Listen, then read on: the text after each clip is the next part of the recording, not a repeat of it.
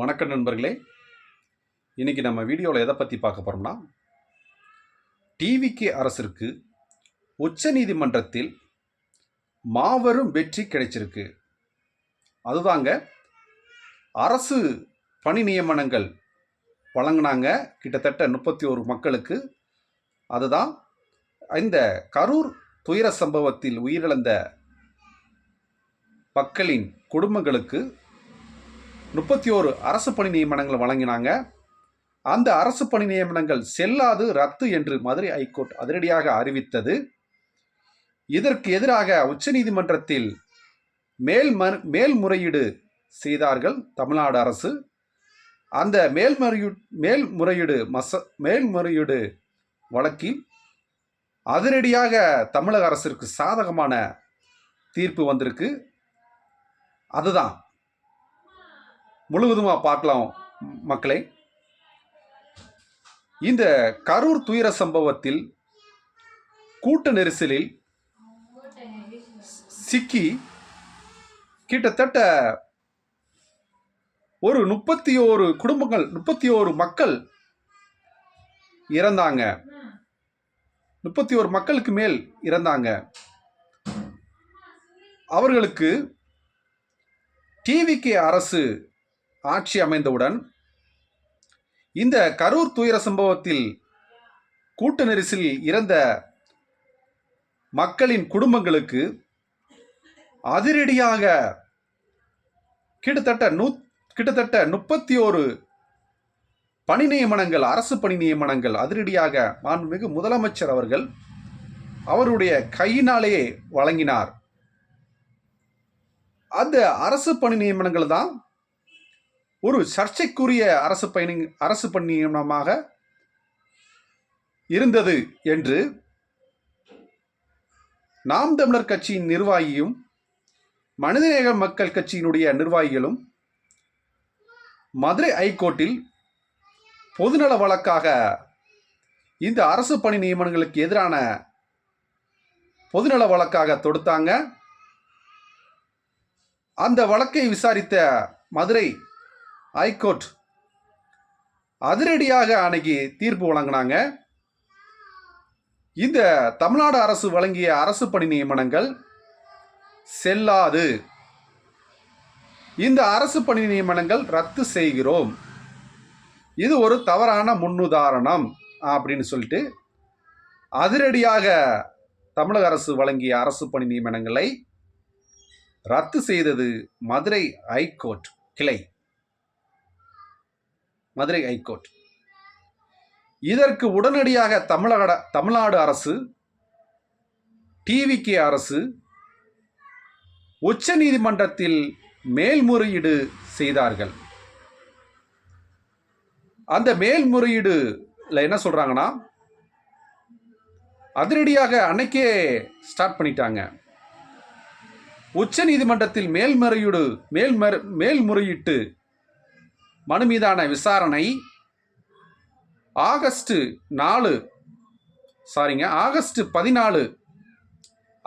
14 இன்று விசாரணைக்கு அதிரடியாக வந்துச்சு மக்களே.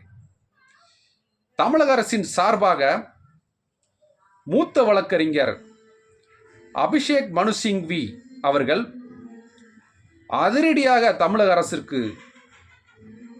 அரசின் சார்பாக வாதிட்டார்.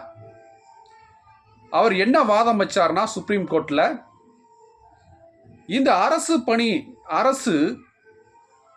கருணை அடிப்படையில் பணி நியமனங்கள் வழங்குவதில் நீதிமன்றங்கள் தலையிட முடியாது. மேலும் அரசின் கொள்கை முடிவுகளில் நீதிமன்றங்கள் தலையிட முடியாது. மேலும் அரசின் வேலைவாய்ப்பு பணி நியமனங்களில்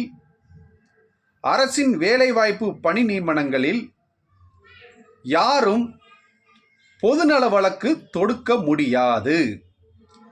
அரசு வழங்கும் பணி நியமனங்களில் யாரும் பொதுநல வழக்கு தொடுக்க முடியாது, தாக்கல் செய்ய முடியாது.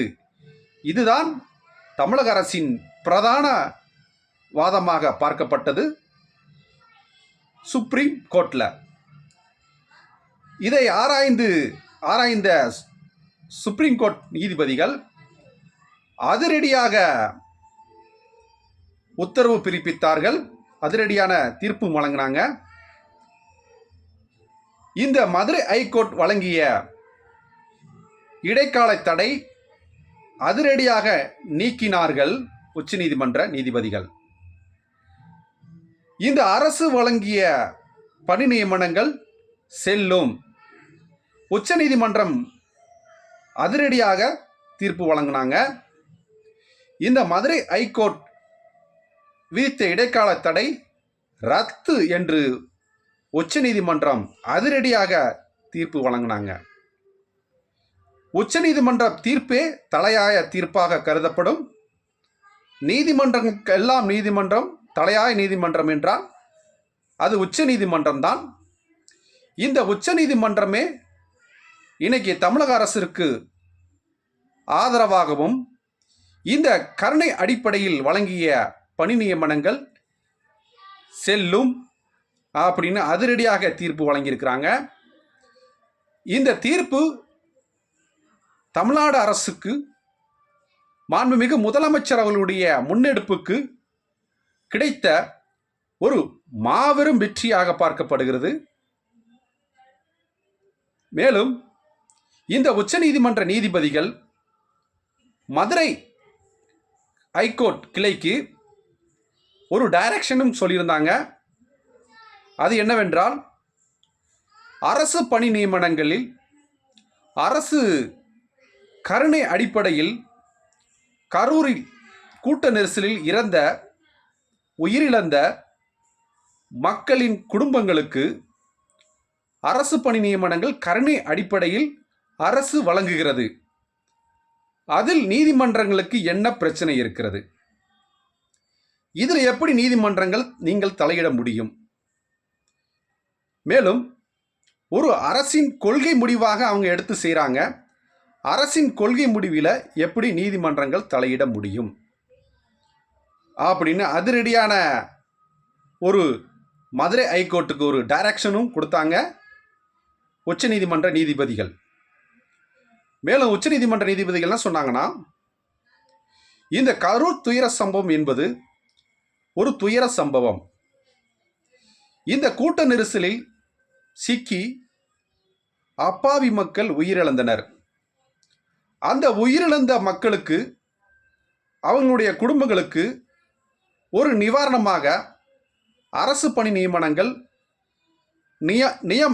நிவாரண நிதியும் வழங்கினால் என்ன தவறு இருக்கிறது? தாராளமாக வழங்கலாம். அரசு கருணை அடிப்படையில் பணி நியமனங்கள் வழங்கினால் எந்த ஒரு தவறும் கிடையாது. இது உண்மையிலேயே பாதிக்கப்பட்ட மக்களுக்கு கிடைக்கக்கூடிய ஒரு நிவாரணம் தான். இதில் யாரும் அரசியல் செய்யக்கூடாது. இதில் என்னங்க அரசியல் இருக்கிறது அப்படின்னு உச்சநீதிமன்றம் அதிரடியாக இன்று டிவிகே அரசிற்கு ஒரு மாபெரும் வெற்றி தீர்ப்பாக இன்னைக்கு வழங்கியிருக்கிறாங்க. இது டிவிகேக்கு கிடைத்த ஒரு மாபெரும் வெற்றியாக பார்க்கப்படுகிறது. ஏன்னா அரசு வழங்கிய பணி நியமனங்களை அதிரடியாக செல்லாது என்று மதுரை ஹைகோர்ட் அறிவித்தது.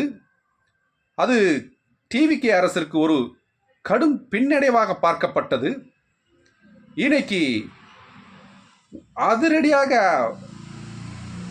தமிழ்நாடு அரசு மேல்முறையீடு செஞ்சாங்க உச்சநீதிமன்றத்தில். அந்த மேல்முறையீடு செய்ததற்கு இன்னைக்கு மாபெரும் வெற்றி கிடைத்திருக்கிறது உச்சநீதிமன்றத்தின் மூலம்.